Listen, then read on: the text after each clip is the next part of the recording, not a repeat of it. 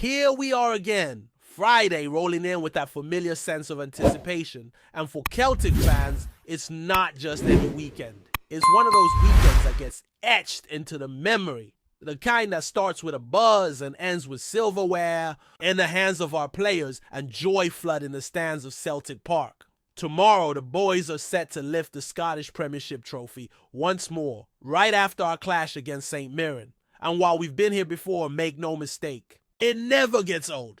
These are the moments we live for, the kind that make all the cold nights and tense fixtures worth it. But before we jump headfirst into the celebration, there's a lot to unpack from Wednesday night's match in Tory and plenty to discuss from Brendan Rodgers' post-match reflections. He touched on quite a few things that stirred up chatter among the supporters, especially the talk around James Forrest and the idea of sentimentality driving team selections. Now, if you've been keeping an eye on the buzz this week, you probably saw the clip that made the rounds where Brendan was asked if he might start James Forrest this weekend just to give him the chance to score in what could be his last big outing. The term sentimental reasons was thrown in, and you could tell from Brendan's face that he found the question a bit odd. Maybe even a little cheeky. Let's be honest, not many were expecting Forrest to start this weekend, or in the cup. Final. It's the kind of discussion that only pops up when the title race is all but wrapped up, like now, when the boys are sitting miles ahead at the top of the table. If the league was still hanging in the balance, no one would be wondering whether Forrest might get a go. But as things stand, people want storylines, feel-good moments, and Brendan gets that. He made it clear, yes, it would be brilliant if James Forrest bagged a goal, but it's not the focus. It's not why he'd play. He's earned any minutes he gets on merit, not on nostalgia. And what really cracked me up was when Brendan joked that even Aberdeen fans were probably rooting for Forrest to get on the score sheet in Tory. Now, whether that was a bit of tongue-in-cheek humor or not, I'll let you decide, but I doubt that. Were many Don supporters hoping for that? Still, it shows how much respect James Forrest commands. He's one of those players whose journey is woven into the fabric of the club. And listen, even if you're only half paying attention right now, maybe you've got the video playing in the background while you're making dinner or lying on the couch, this is the part I want you to hear. James Forrest is going to score tomorrow. It's written in the stars. And not just any goal, it's going to come from the penalty spot. Mark my words, a penalty will be awarded. He'll be on the pitch. He'll step up with that calm confidence he's always had, and he'll slot it past the keeper. We've all seen it before, haven't we? That little bit of magic that happens on trophy days. I've got a good feeling about this one, and I'm usually not far off when I get a hunch like this. Now circling back to Wednesday's game, Brendan also has some words of praise for Mike Noraki, someone who's been the subject of quite a bit of debate among the support. He played well out wide, and while Brendan didn't go into deep analysis, his satisfaction was clear. What's curious is that no one pressed further on what these performances might mean for Noraki's future at the club. That in itself raises any questions. Meanwhile, Austin Trusty also got a nod from Brendan with a mention of how the sun was in his eyes during the first half. And yes, it was glaringly obvious that the lighting was causing some issues, especially for young Micardo, spelled Micardo, just to get that clear from the start. And let me pause on Micardo for a second, because the kid's been catching eyes. Brendan talked about his personality, which if you've been listening to him this season, you know he values immensely in young players. He also said Micardo's got a bit of cheek about him. Now, is that a good thing? Is it a bit of swagger, a bit of arrogance? Hard to say. But what's certain is that he's confident. He plays with a kind of fearlessness you rarely see in someone who's only 17. He's got that creative spark that's been sorely missing from our academy in recent years. It's been mostly defenders coming through lately. Think Kieran, Tierney, Anthony Ralston, Stephen Welsh. So to see someone in that number 10 mold stepping up is refreshing. Supporters have taken notice too. One fan told me watching Micardo reminded him of a fresh graduate from La Masia. Another said he's the best academy product since Tierney, praising his touch and vision. Of course, let's not get too carried away. He only had about 20 minutes on the pitch, but the excitement is real. There was something in his performance that caught the eye. He was bold, he wanted the ball, and he looked like he belonged out there. That's not something you can teach, it's instinct. Switching gears for a moment, there's been plenty of talk about the center back situation. A lot of fans are wondering why Rocky doesn't see more game time compared to Trusty and Scales. Some are baffled that Trusty gets more minutes, especially considering his cautious passing style. Noraki, by contrast, looks more aggressive, more willing to drive forward. I've said it before, I prefer Noraki. He's more assertive in both boxes, and you can see he's not afraid to take risks. And here's something to think about. He scored the opener in Tory, which says a lot about his threat in attacking situations. Now I should double check this, but has Trusty scored at all this season? I'm not hating on him, just curious. Don't get me wrong, I'm not among those who think Trusty's a lost cause. I've seen glimpses, especially in European fixtures, where he's looked solid. But let's be real.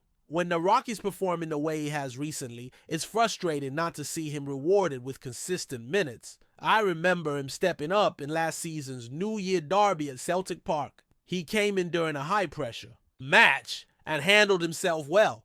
It wasn't an easy time for him with injuries and uncertainty surrounding his role, but he showed he's got something. Has he had a fair chance? I don't think so. Once the manager makes up his mind about a player, it's tough to change it, but maybe the preseason gives him a shot to stake his claim. Some fans even see Noraki as a viable stand-in for Carter Vickers when needed. And let's face it, Carter Vickers tends to miss a few games over the course of the season. Having Noraki as a backup makes perfect sense. We need to keep him around. God, the tools and the squad needs depth. On the flip side, there's been talk about Schlow, and I'll be honest, opinions are mixed. Some are worried about his form, especially since that tough game against the Rangers. It feels like he hasn't quite been the same since. And we often overlook how tough it is for players when they go from starting regularly to only coming on for the final 10 or 15 minutes. That kind of stop-start rhythm messes with confidence and sharpness. Schlow looked promising early on. Remember that strong performance against the German side. But lately he's been struggling. I'm just not sure where he fits moving forward. He brought something different when he arrived, but if he can't recapture that early form, it might be time to explore other options. I've even thought about what the ideal left-back scenario would look like next season. For me, it would involve bringing back a player familiar with the club. Someone who complements our current starter by offering a different dimension, particularly with those inverted runs into midfield. But if we can't get him back, and the uncertainty around that is growing by the day, then we might need to look elsewhere. I haven't seen enough from Schlow to be convinced he should be the backup. I wouldn't be devastated if we ended up with both of them still here, but factoring in wages and performances, I'd prefer a young prospect who can develop and provide cover. On the injury front, we're still in the dark about one player, Brendan. Didn't want to speculate, and we're expecting more info from his presser later. I don't think we'll see him tomorrow, but fingers crossed he's back for the cup final. If not, that opens the door for someone else to make a name for themselves. So here we are staring down the final league match of the season. It's going to be a party at Celtic Park, no doubt about it. Full stands, big voices, and a trophy waiting at the end of 90 minutes. After the game, we'll hear the familiar songs, One More Time, Live It Up, all the classics that bring the energy, and beyond the stadium, thousands will flood. The streets of Glasgow, Merchant City and Trongate are going to be packed as always. That said, the City Council has already issued a statement asking fans not to gather in those areas, citing past incidents and concerns over public safety. It's a bit ironic when you think about it. Music festivals have similar issues, but the football crowd always gets the headlines. Still, they've asked people to celebrate responsibly and avoid disruptions. Will that message be heard? Probably not. Some fans are tired of the whole thing and might choose to head to the pub or just watch from home, and fair play to them. Others will want to be out in the thick of it, soaking up the atmosphere. There's been a lot of debate about this on social media, and frankly, it's exhausting. Everyone's got their take, but to me, it's simple. Celebrate however you want. Just do it with a bit of class. We all support the same badge after all. One thing I do agree with is the point raised in another video I saw recently. Why hasn't the club organized an official event for the fans, something structured maybe in Glasgow Green with music, food, drinks, and a proper stage? Get some local talent involved, set up a few merchandise stalls, and give people a safe space to come together. It would reflect better on the club and the city. Every year we hear the same complaints, and yet nothing changes. Maybe it's time we try something new. Anyway, tomorrow is going to be massive. I'll be watching with the supporters club, and we'll be recording some of the celebrations afterwards. Wherever you're watching from, whether you're at the stadium, in the pub, or celebrating with family, make it a good one. Let's close out the league in style and build a momentum for the cup final next week. Come on, Celtic. Before we proceed, subscribe to our channel and enable notifications to receive all exclusive news about Celtic FC. Don't miss any details about your favorite team. It's extremely important for Celtic FC fans. Glasgow, May 15th. A stir has emerged in the European football scene following whispers that Slovan Bratislava manager Vladimir Weiss may have made unflattering remarks about Celtic FC in a closed conversation. Though nothing has been confirmed on the record, sources close to the Slovak club suggest the experienced coach shared harsh criticism regarding the Scottish champions' style of play and their competitiveness on the continental stage. The comments, reportedly made during a private gathering with coaching staff and football associates, allegedly painted Celtic as a club stuck in the past and struggling to adapt to modern football's demands. While no audio or official statement has surfaced, the suggestion alone has lit a spark across Celtic circles, with fans and pundits alike questioning the veracity and motivation behind such a slight.